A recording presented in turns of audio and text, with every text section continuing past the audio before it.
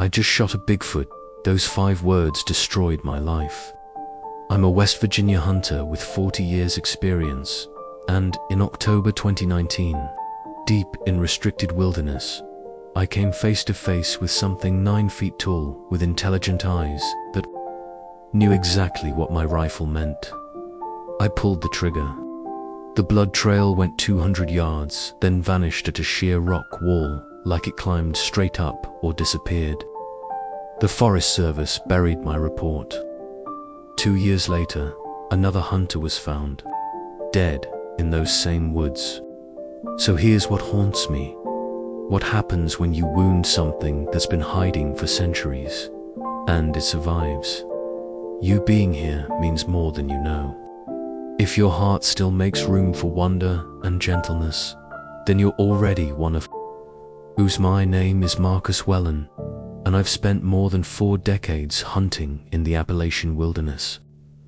I own a machine shop in Beckley, West Virginia, where I've lived my entire life, but the mountains have always been my true home.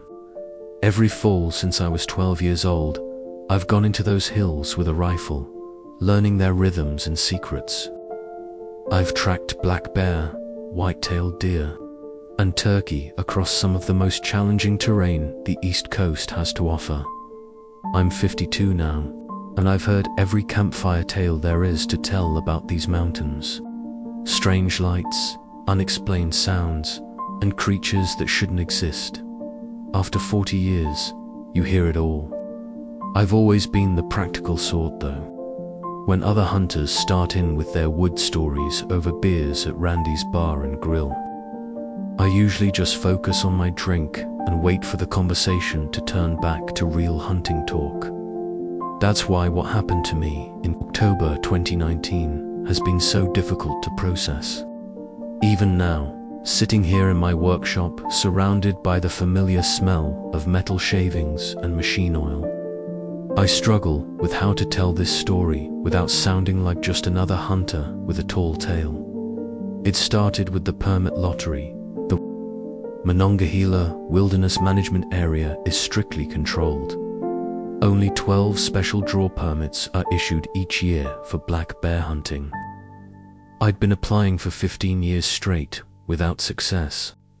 When I finally got the acceptance letter in August 2019, I must have read it 10 times to make sure it was real. This wasn't just any hunting permit. The Monongahela Restricted Zone is different from the regular national forest land. It's a rugged, the patch of old-growth forest that's been largely untouched since the logging operations pulled out in the 1920s. The terrain is so challenging that they require permit holders to prove their wilderness experience before they'll even process the application. I spent the next 2 months preparing meticulously. I may have been an experienced hunter, but this was the opportunity of a lifetime, and I wasn't going to leave anything to chance. I went over my topographical maps until I could practically see them with my eyes closed. I serviced my Remington .308 Winchester, cleaned the Leupold scope, and put 100 rounds through it at the range to ensure the zero was perfect. My gear list was comprehensive but practical: 3 stealth cam trail cameras to monitor game movements, my trusted Garmin GPS unit, high-end binoculars, and sample collection bags in case I needed to document anything unusual. The iPhone was mainly for photos, since I knew there wouldn't be cell service. 12 miles into the restricted zone, I've always believed that success in hunting comes down to preparation and patience. Every piece of equipment in my pack had a purpose. Every route on my map had a backup plan. I'd seen too many hunters get themselves into trouble by rushing in unprepared, especially in terrain like the Monongahela. The other thing I had going for me was my experience reading bear sign. Over the years, I'd developed a pretty good sense of their patterns, how they move through the landscape, where they feed, the marks they leave behind. Black bears are generally predictable creatures once you understand their habits. at least. That's what I'd always believed. Looking back now, I realize I might have been too confident to set in my ways of thinking. When you've been hunting as long as I have, you develop a certain framework for understanding the woods. You learn to categorize and explain everything you see. Every track, every broken branch, every unusual sound gets filed away in its proper place. But what happened in those remote hills in October 2019 didn't fit into any of the neat categories I'd built up over 40 years of hunting. It challenged everything I thought I knew about these mountains and what lives in them. And worse, it forced me to reconsider 2 other incidents from the 1990s that I'd deliberately filed away in the back of my mind. Incidents I'd convinced myself had rational explanations. I remember sitting at my workbench the night before the hunt, making final adjustments to my gear, absolutely certain I was prepared for anything these mountains could throw at me. I'd dismissed all those stories I'd heard over the years, the strange vocalizations other hunters swore they'd heard, the massive tracks that didn't match any known animal, the feeling of being watched by something intelligent. If I'd known then what I know now, I might have approached that hunt differently.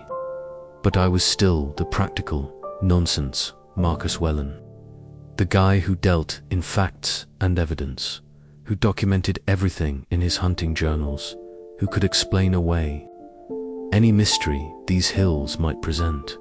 That Marcus Whelan doesn't exist anymore. What I experienced in the Monongahela changed me fundamentally. But I need to tell this story right from the beginning, so you'll understand why. I left my truck at the designated trailhead just before sunrise on October 15th. The temperature was hovering around 42 degrees, perfect conditions for an early fall hunt. The first few miles followed what was left of an old logging road, though you'd hardly recognize it as such anymore.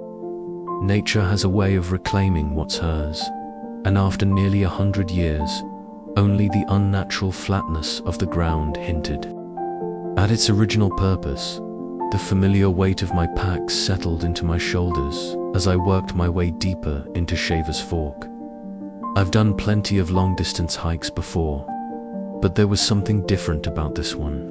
The further I got from the trailhead, the more the forest changed. In the regular hunting zones, you'll always find signs of human presence. Candy wrappers, old shotgun shells, the occasional ribbon marker. But here, 3 hours in, there was nothing. Just pristine old-growth forest that seemed to swallow every sound. The trees got bigger too. The typical second-growth timber gave way to massive red spruce and yellow birch that must have been standing since before the Civil War. Their branches created a cathedral ceiling overhead, letting through just enough light to give everything a filtered, almost otherworldly quality. By early afternoon, I'd reached the creek confluence I'd identified on my maps as an ideal base camp location. 2 small streams came together here, providing both fresh water and natural game trails. The spot offered good visibility while maintaining cover, with enough flat ground for my tent and gear. I took my time setting up camp, making sure everything was exactly where it needed to be. The tent went up on a slight rise to avoid any water issues if it rained, and I established a separate cooking area downwind.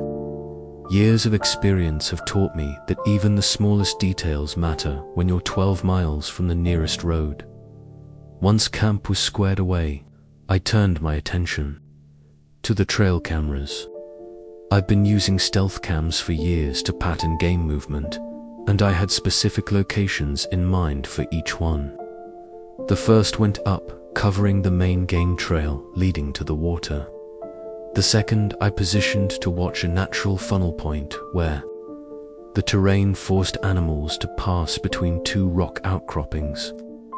The third camera I placed overlooking my camp itself, a security measure I'd started practicing after a black bear ransacked my tent back in 2012. Each camera was carefully positioned, tested, and logged in my GPS. I've always believed in documenting everything methodically. It's a habit that's served me well over the years, though I never imagined how crucial those cameras would prove to be on this particular hunt. I was up before dawn on my first full hunting day, October 16th. The morning air had that crisp bite that makes sound carry forever, and I could hear every leaf rustle as I moved through my practiced routine. Coffee first, always. Then a light breakfast of jerky and trail mix, while studying my topographical maps one more time. The early morning light revealed promising bear sign almost immediately. About 200 yards from camp, I found fresh claw marks on a big yellow birch. Classic territorial marking behavior, probably from a mature male. The marks were shoulder height on me, which put the bear at a decent size. The shavings at the base of the tree still carried that fresh, green smell. Following the sign, I discovered a well-worn game trail that meandered down to a natural spring. The mud around the water was a tracker's dream, clear prints from multiple species overlapping in the soft earth. Bear tracks, definitely, and fresh ones. But what caught my attention was the sheer volume of other wildlife activity. Turkey. Scratching was everywhere, and I counted droppings from at least 3 different deer within a 20-foot radius. Throughout the day, I kept noticing how relaxed the wildlife seemed. A group of 4 doe barely glanced at me before returning to browsing. Later, I watched a flock of turkey scratch and peck their way past my position without showing any sign of concern. In 40 years of hunting, I'd never seen game this calm. It made sense though, with only 12 permits issued annually. These animals probably hadn't seen a human since last season. I returned to camp around 4:30 to clean my rifle and start dinner preparations. The sun was still well above the ridgeline as I field stripped my Remington .308. The familiar process, almost meditative after thousands of repetitions. I had just finished reassembling the bolt when I noticed the first change. The constant background chorus of the forest. The white noise of birds, insects, and small creatures that you usually tune out began to fade. Not all at once, but in stages, like someone slowly turning down nature's volume knob. First the birdsong dropped away, then the squirrel chatter, until even the constant drone of insects fell silent. Within 10 minutes, the forest had gone completely, utterly still, the kind of silence that feels physical, that makes your ears strain for any sound at all. I found myself holding my breath without realizing it, my hands frozen in the act of wiping down my rifle's barrel. The silence felt wrong, oppressive in a way that made the hair on the back of my neck stand up. The unnatural silence held for maybe 15 minutes, though it felt much longer. Then it was broken by 3 distinct knocks from the ridge above. My camp-sharp, wooden impacts that echoed through the still air. They weren't random. Each knock was spaced exactly the same time apart, like a deliberate signal, before I could process what I'd heard. An answering series of 3 knocks came from my left, somewhere down near the creek crossing. My heart rate kicked up as a third. Set responded from the opposite direction, completing what I suddenly realized was a triangle pattern with my tent at the dead center. Just dead trees falling, I told myself. But even as the words left my mouth, I knew that wasn't right. Deadfalls don't happen in perfect sets of 3, and they certainly don't create geometric patterns. Could be pileated woodpeckers, I thought. They're big birds, known for loud knocking. But in 40 years of hunting, I'd never heard woodpeckers knock in such a coordinated way, especially not at dusk. I set my cleaning supplies aside and loaded my rifle, chambering around as quietly as possible. The familiar weight of the Remington provided some comfort, but I couldn't shake the feeling that I was being boxed in by something using deliberate signals. The knocking stopped, but in the spaces between, I began picking up other sounds, movement in the leaf litter beyond the firelight. Whatever was moving out there was heavy enough to make distinct footfalls, but the rhythm was odd, too slow and deliberate for a deer or bear, which typically move in a 4-beat pattern. This was more like 2 feet, but with a strange, rolling cadence that reminded me of someone trying very hard to walk quietly. I kept my fire burning higher than usual that night, feeding it precious dry wood I'd gathered earlier. Sleep wasn't happening, not with those sounds continuing sporadically through the darkness. Sometimes the footsteps would fade completely, only to resume from a different direction, always maintaining that same careful, bipedal rhythm. Every time I heard the movement, I'd swing my flashlight toward the sound, but the beam never caught anything beyond the occasional eye shine from what I assumed were deer at the edge of the light. But deer don't stand still and watch you for minutes at a time, and they certainly don't duck behind trees when you shine a light their way.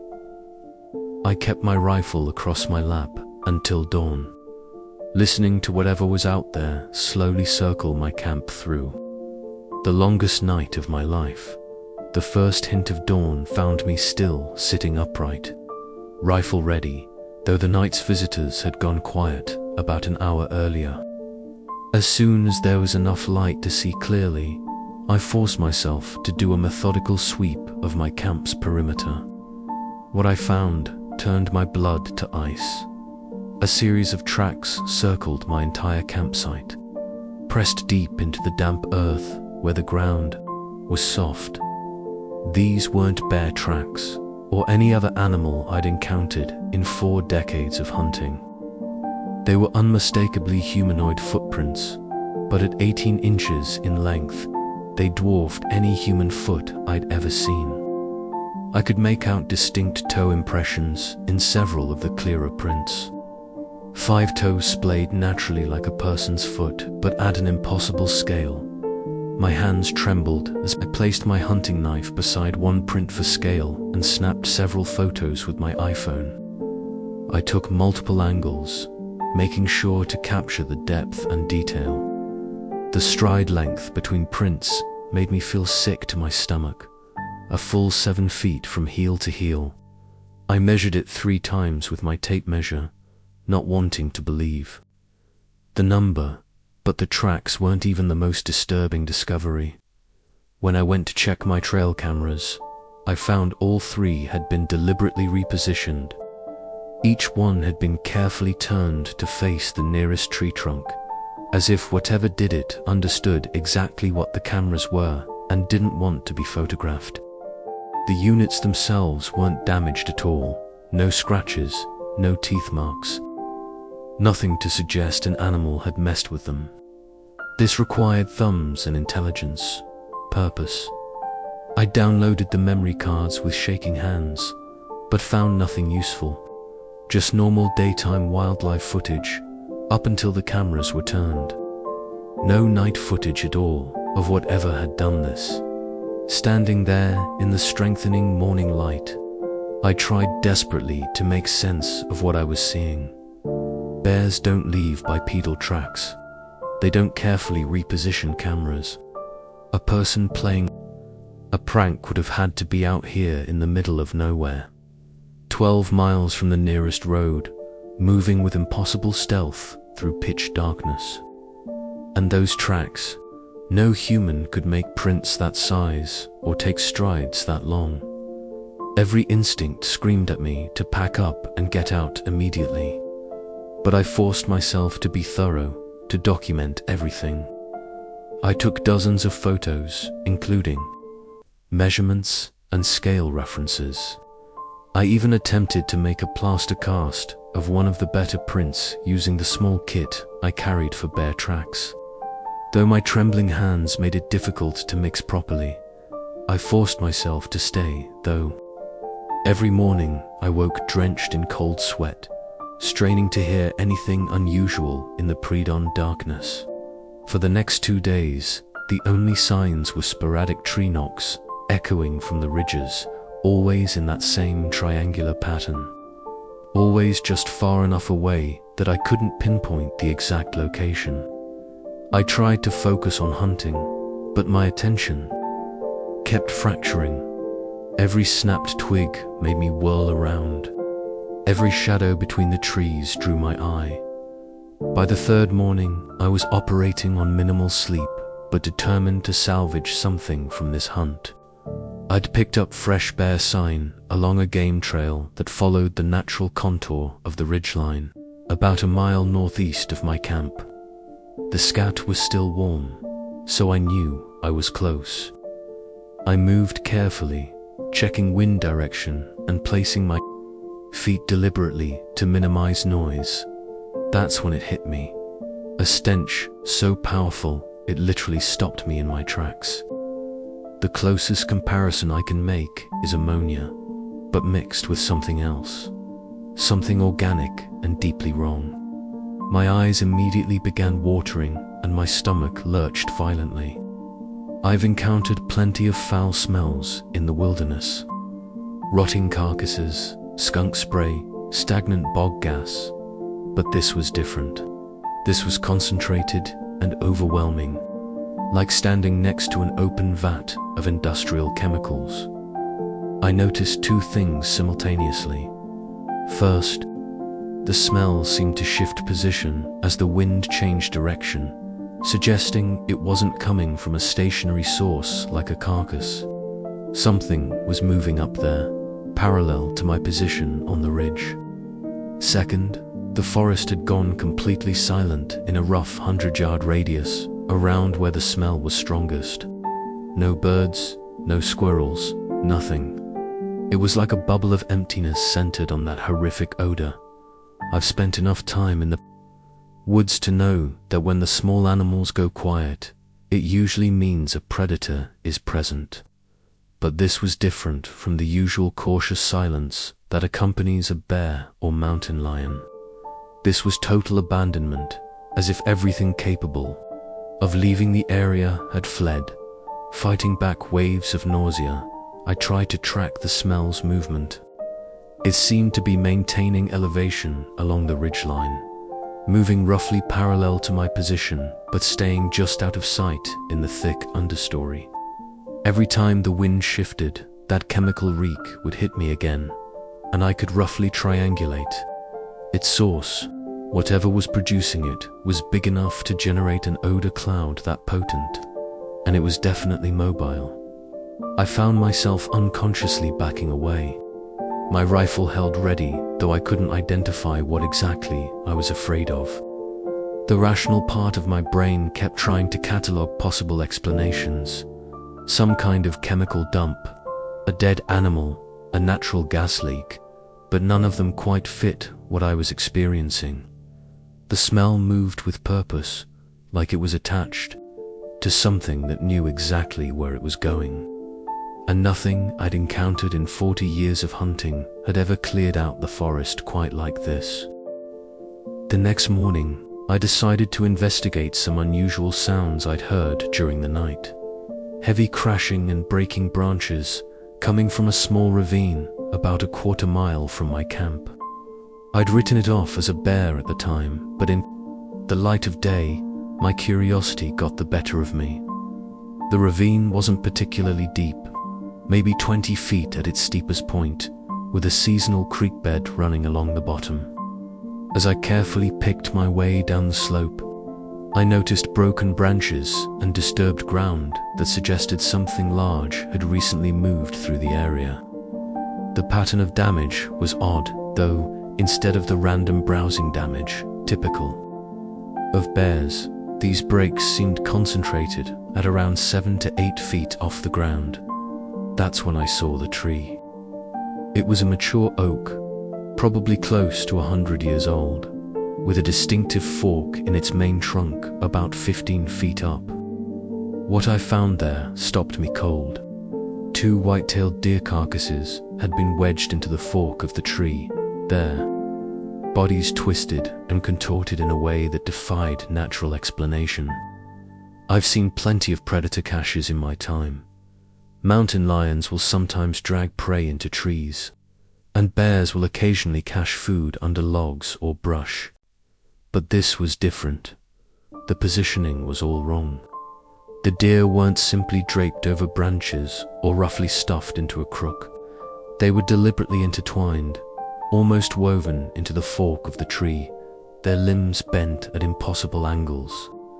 The height alone ruled out most predators. No bear could have lifted and manipulated full-grown deer carcasses with that kind of precision, 15 feet off the ground.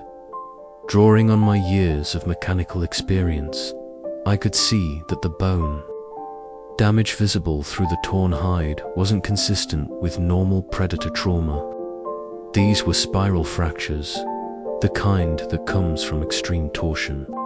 Like someone had literally wrung these animals like wet towels. The force required to create that kind of damage would be enormous.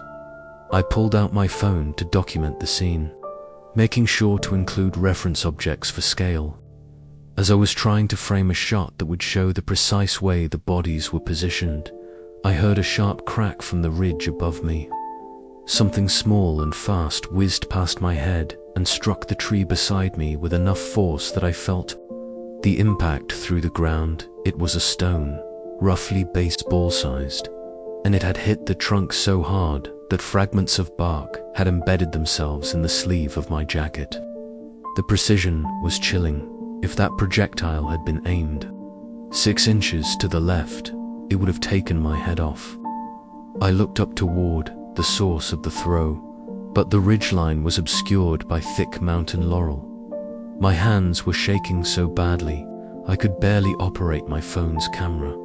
I managed to more quick photos before shoving the device back in my pocket. The stone that nearly hit me had to have been thrown with incredible force to embed itself in the oak's trunk like that.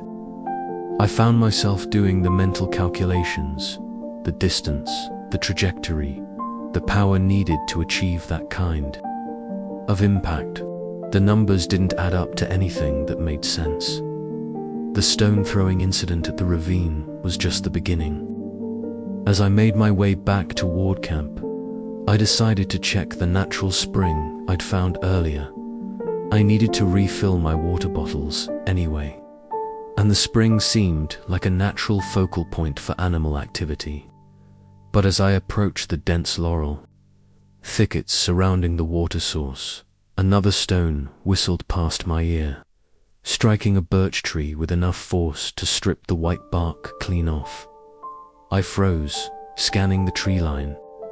The throw had come from my left, but before I could process that, another stone cracked against a log about 3 feet to my right, from a completely different direction.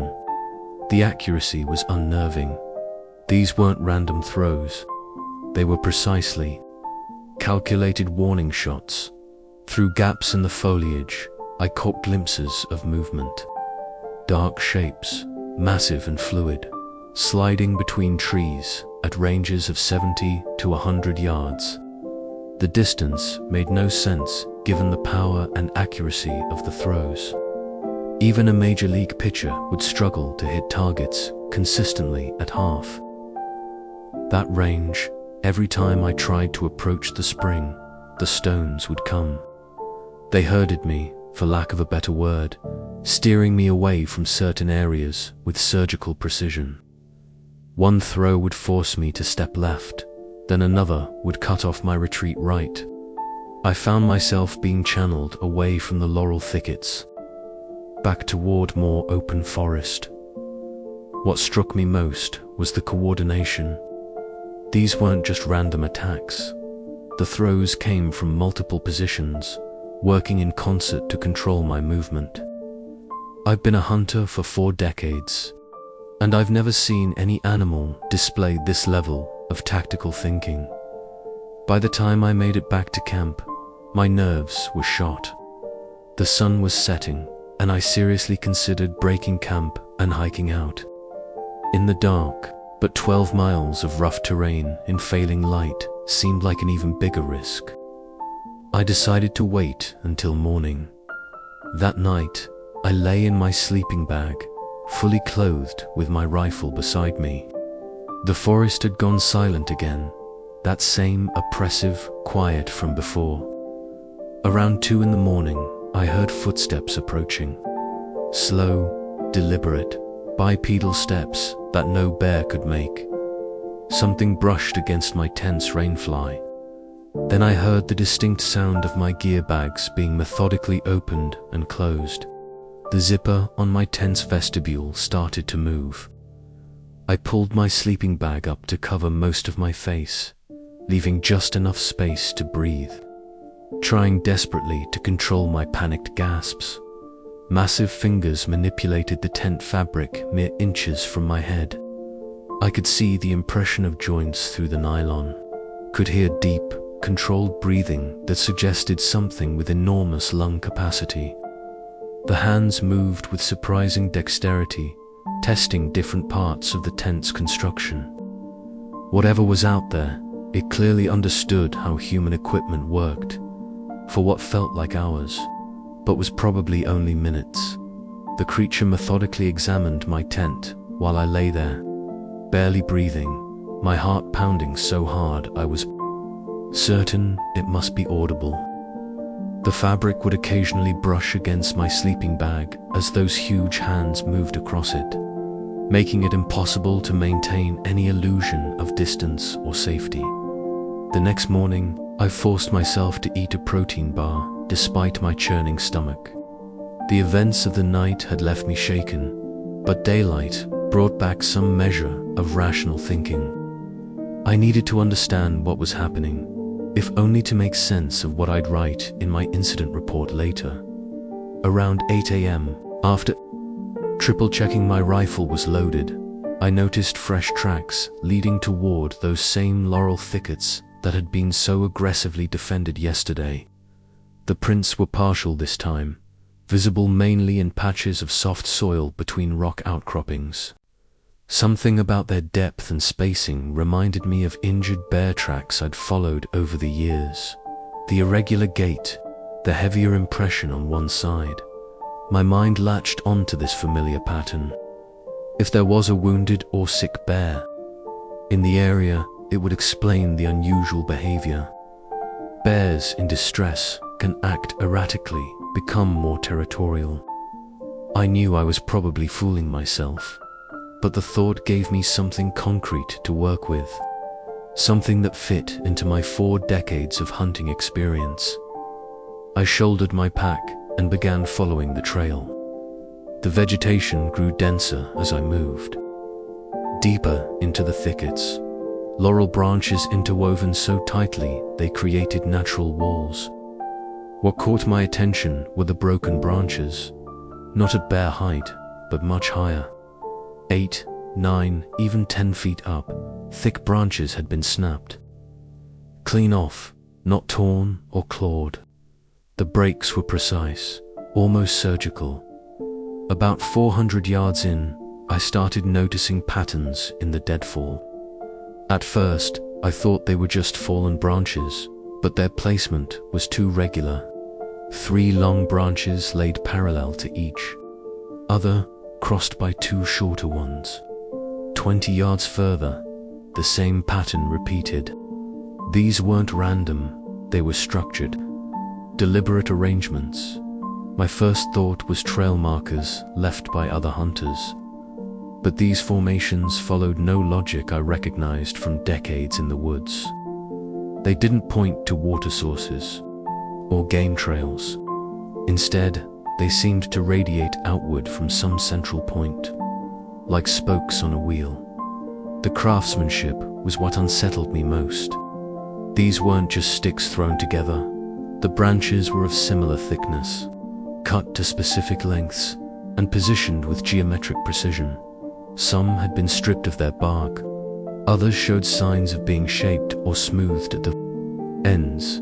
This wasn't wind damage or natural forest debris. This was construction.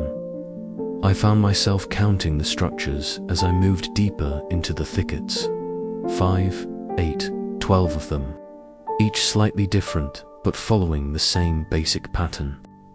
They reminded me of the trail cameras, evidence of intelligence, of purposeful manipulation of the environment.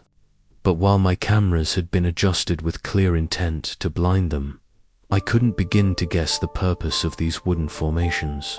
The trail I'd been following led straight through this array of structures, and I noticed the tracks were clearer here, pressed into patches of moss.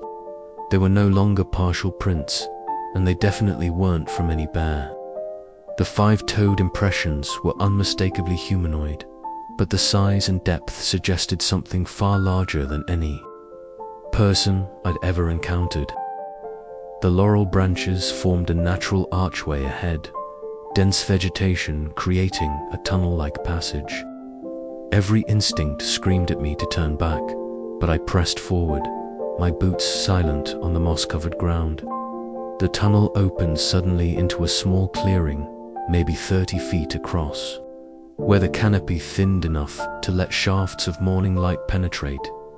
That's when I saw it. My brain struggled to process what stood before me. 9 feet tall, if it was an inch, the creature filled my entire field of vision. Reddish-brown hair, matted in places, and showing signs of grey around what I assumed was its chest, covered its massive frame. The hair wasn't uniform, darker in some places, almost auburn in others, with a texture that reminded me of horsehair, but coarser. Its muscles rippled beneath that hair as it shifted its weight. The movement so fluid and controlled, it defied everything I knew about how something that size should move. The arms, God, the arms were wrong, elongated well past human proportions, ending in hands that could have easily wrapped around my torso. I noticed dark soil still caked under its fingernails, explaining the precise tracks I'd been following. But it was the eyes that shattered my world. Not animal eyes, not human either, but filled with an intelligence that froze me in place. Dark brown irises tracked every minute movement of my rifle as I instinctively brought it up to shoulder height. There was calculation in that gaze, an understanding of exactly what I held and what it could do. The creature's head tilted slightly, almost curious, and I saw its muscles tensing in preparation for something. Training took over. 40 years of muscle memory kicked in before my conscious mind could fully process what I was seeing. My fingers squeezed the trigger, the Remington's report deafening in the enclosed space. The .308 round caught it high in the right shoulder, the impact spinning its massive frame halfway around. The sound it made, I've spent hours trying to find the right words to describe it. Not quite a scream, not quite a roar. It started deep, almost subsonic, then rose to a pitch that vibrated in my chest cavity. Something between a wounded bear's bawl and a human cry of pain, but orders of magnitude more powerful than either. The noise echoed off the rock face behind the clearing, seeming to come from everywhere at once. Dark blood matted the hair around the wound as the creature staggered, its right arm hanging awkwardly, but it didn't fall. 9 feet of muscle and bone absorbed a shot that would have dropped any bear in North America, and it remained standing. Those intelligent eyes locked onto mine again, and now they held something new, not just pain, but what I can only describe as betrayal. The crash of breaking branches snapped me from my paralysis. The creature moved with impossible speed, its massive frame somehow flowing through gaps in the laurel that seemed far too small to accommodate it. The spent brass from my rifle hit the ground with a soft ping, still spinning as the thunder of its retreat faded into the distance. My hands shook as I ejected the magazine and loaded a fresh round into the chamber. Far more blood than I expected painted the vegetation where it had stood. Bright arterial spray that suggested I'd hit something vital despite the creature remaining mobile. 40 years of tracking wounded game kicked in, overriding my terror.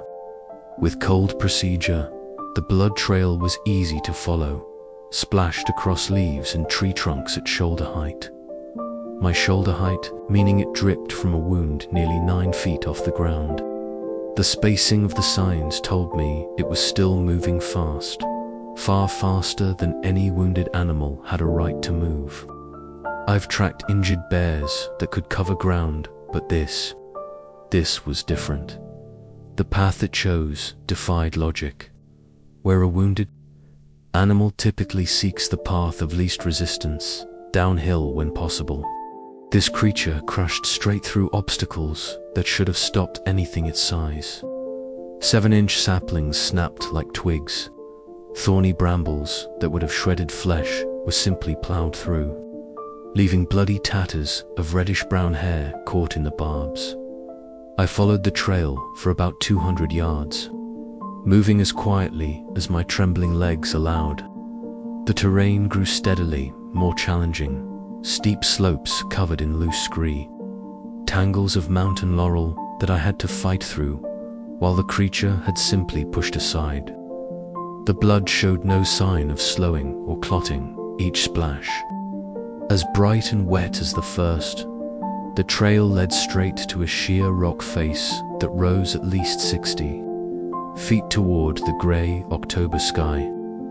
Dark blood stained the base of the cliff, one final splash that seemed to mock everything I knew about tracking.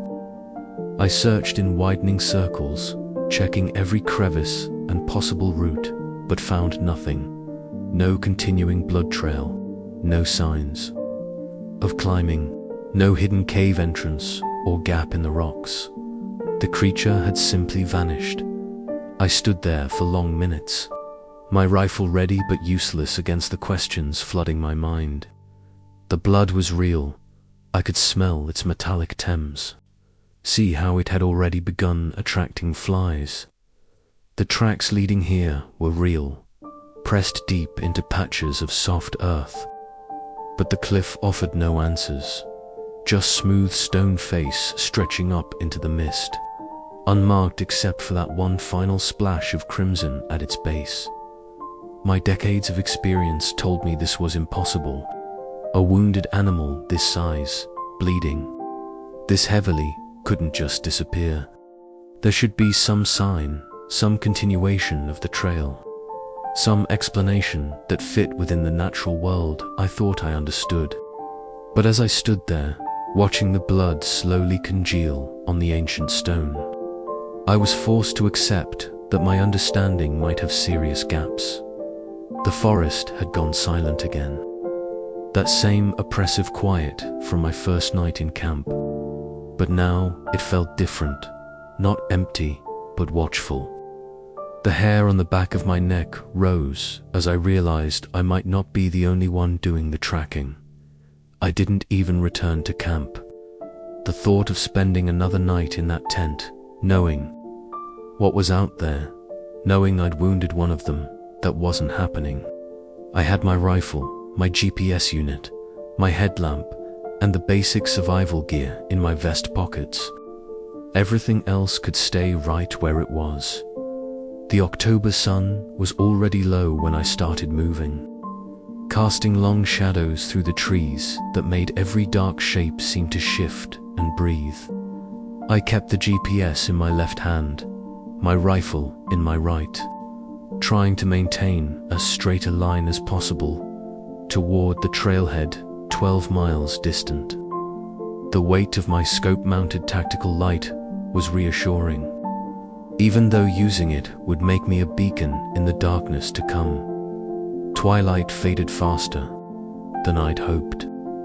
Soon I was navigating purely by headlamp, the narrow beam cutting through darkness that felt almost solid. The first set of footfalls started about an hour after full dark, a steady rhythm matching my pace, maybe 30 yards off to my right. I froze, swinging my light toward the sound, but whatever was making those bipedal steps stayed just beyond its reach. I picked up my pace, and the footsteps accelerated to match. Then a second set joined in from my left, and a third from behind, all maintaining that same careful distance. They weren't trying to close in, just accompanying me. The sound was unmistakable now, the deliberate placement of large, bare feet on forest debris, nothing like the 4-beat pattern of deer or the shuffling of bear. A sharp crack split the night, wood on wood from somewhere ahead of me. Another answered from behind, then a third off to my left. They were tracking my progress, I realized, marking my position as I moved through their territory. I thought about the way they'd systematically turned my trail cameras, showing not just intelligence, but an understanding of human technology. Now they were using their own communication system to monitor my exit.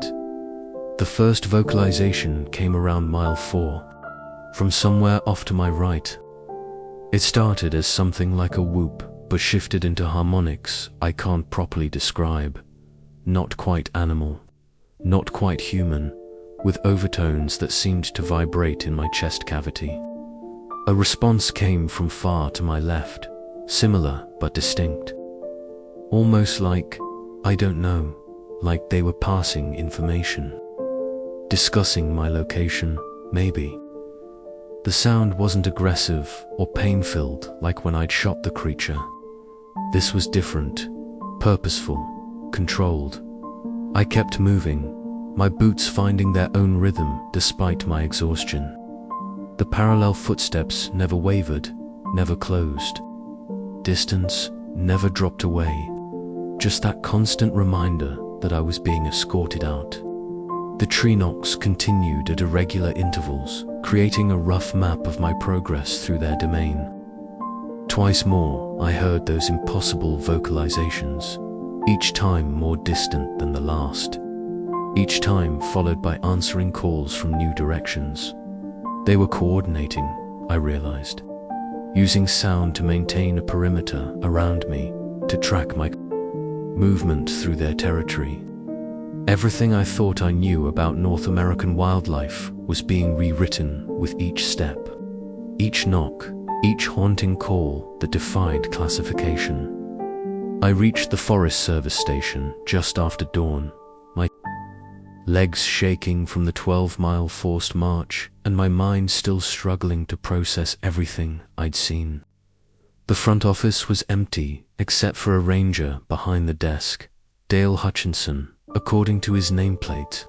He looked up from his paperwork, taking in my disheveled appearance with practiced neutrality. "I need to file a report," I said, my voice hoarse, about something I encountered in the Shavers Fork restricted area. Hutchinson nodded, pulling out an incident form with the smooth efficiency of someone who'd done this thousands of times. "You're Marcus Wellen, special permit holder for Zone 12. He checked his logbook. Weren't scheduled out for another 3 days. I placed my phone on his desk. "I've got photos and samples." My hands were trembling as I pulled out the Ziploc bag containing swabs from the blood trail. "I know how this is going to sound, but I need you to look at everything before making any judgments." For the next hour, I walked him through it all. The knocks, the tracks, the manipulated cameras, the deer carcasses in the tree, the stop rowing, and finally, the encounter itself.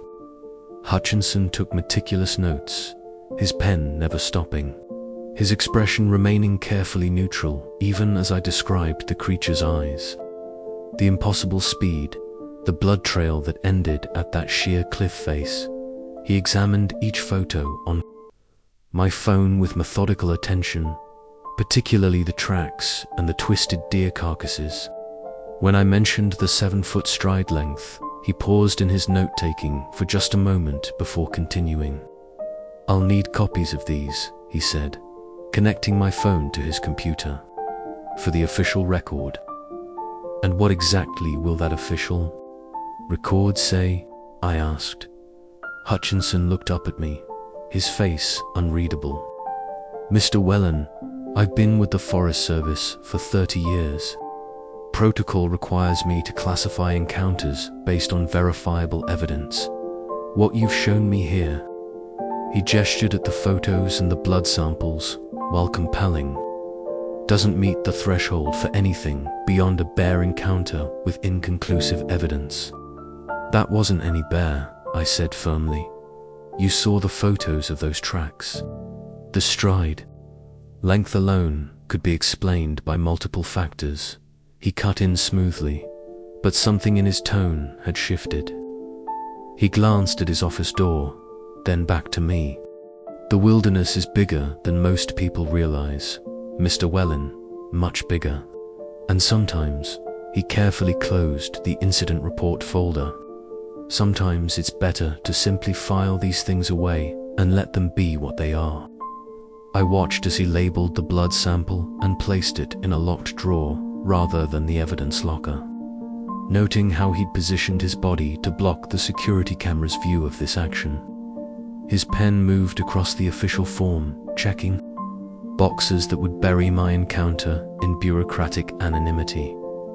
6 months have passed since that morning at the Forest Service station, and I'm still haunted by what happened in those woods. I've made dozens of calls trying to track down the blood samples I collected, but they keep getting redirected between departments. Last week, I finally got through to someone at the state lab who told me the samples had degraded beyond viable testing parameters. Their exact words, like they were reading from a script. I've got the photos, at least hundreds of them, on my phone, meticulously backed up to 3 different hard drives. But every time I show them to someone, other hunters, a wildlife biologist I managed to corner at a conference, even my own brother, they see something different than what I saw. The tracks are just overlapping bear prints. The deer carcasses in the tree could be explained by flooding. The stick structures are natural formations. They have an answer for everything. Each explanation more improbable than what I actually witnessed. I sold my Remington last month. Couldn't look at it without seeing that moment in the clearing. The way the creature's shoulder jerked when my round hit it. The sound it made, I still can't describe it properly. Not quite human, not quite animal, but filled with an intelligence. That made my trigger pull feel like something worse than hunting. My other rifles went next, then my bows. My hunting licenses expired in January, and for the first time in 40 years. I didn't renew them. Sarah says I've changed. My wife of 30 years, and she looks at me sometimes like she's living with a stranger. I try to explain what's eating at me, but how do you tell someone that everything you thought you knew about the world shifted in those few seconds of eye contact? Those weren't animal eyes. There was recognition there, understanding. I wounded something that thinks, that reasons, that probably has family groups and social structures we can't even comprehend. I spend most nights now in my home office, poring over topographical maps of the Monongahela Wilderness area, cross-referencing missing persons reports from the past 50 years. The patterns are there if you know where to look. Clusters of disappearances around certain elevations during certain seasons. The official reports list them as hiking accidents, exposure, animal attacks, but I know better now. I recognize the signature, the way the searchers find scattered gear but no bodies. The strange sounds reported by rescue teams, the search is called off just a little too quickly. My friends have stopped calling. I missed too many poker nights. Too many fishing trips. Even my shop is suffering. I've had to hire a manager to handle the day-to-day because I can't focus on anything else. Every time I close my eyes, I see that blood trail ending at the cliff face, defying every law of physics and everything I thought I knew about what's possible in those mountains. The worst part isn't the isolation or the obsession or even the guilt. It's knowing that somewhere in those woods, there's a creature carrying my bullet, a being intelligent enough to understand that I tried to kill it.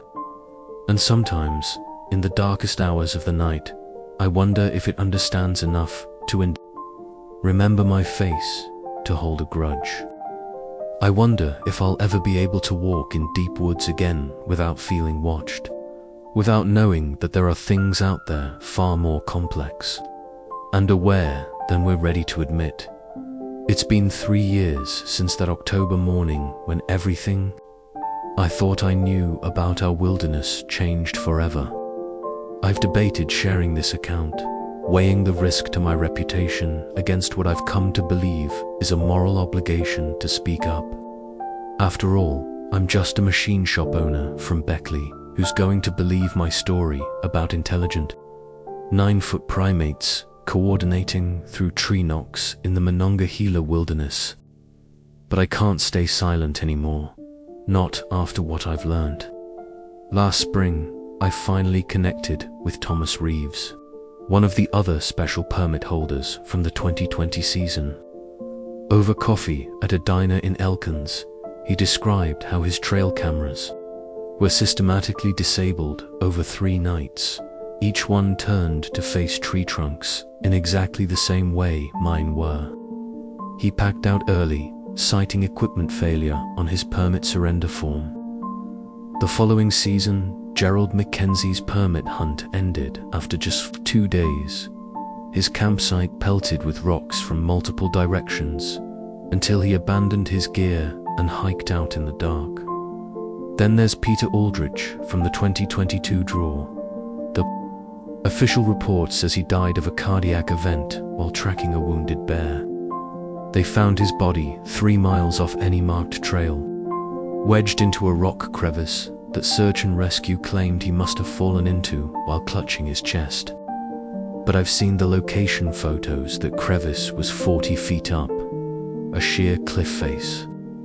No one's explained how a man having a heart attack climbed up there, or why his rifle was found a quarter-mile away with the bolt carrier group completely removed.